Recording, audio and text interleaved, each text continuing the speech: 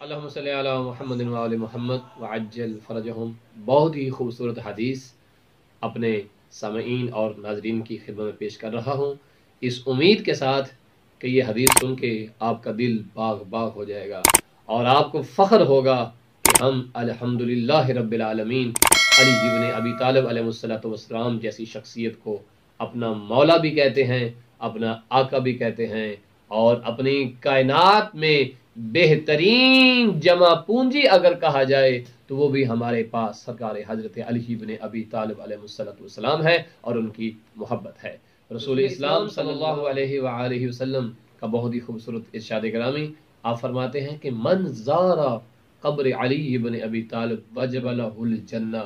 کہ جو شخص میرے بھائی علی ابن ابی طالب علیہ الصلوۃ والسلام کی قبر کی زیارت کرتا ہے، اس کا کم از کم اجر یہ ہے واجب لہ الجنہ، اس پر جنت واجب ہے۔ ناظرین ذرا سوچئے تو صحیح، جس علی ابن ابی طالب علیہ الصلوۃ والسلام کی قبر کی زیارت کرنے پہ اتنا اجر ہو، خدا جانے اس علی ابن ابی طالب کے چہرے کو دیکھنا کتنا عظیم اجر ہوگا، اس علی ابن ابی طالب علیہ الصلوۃ والسلام کی محبت کو دل میں رکھنا کتنا عظیم اجر رکھتا ہوگا، اس علی ابن ابی طالب علیہ الصلوۃ والسلام کے ساتھ مل کر دشمنان اہل بیت اور دشمنان خدا سے جنگ کرنا یہ کتنا عظیم اجر رکھتا ہوگا۔ یہی تو وجہ ہے کہ جنگ صفین کے موقع پہ کسی صحابی نے کہا تھا کہ مولا کاش کہ ہمارے آبا و اجداد ہوتے اور ہم کے بتاتے کہ ہم نے کس طرح سے دین خدا کا دفاع کیا ہے اور آپ کا ساتھ دیا ہے۔ مفہوم روایت یہ ہے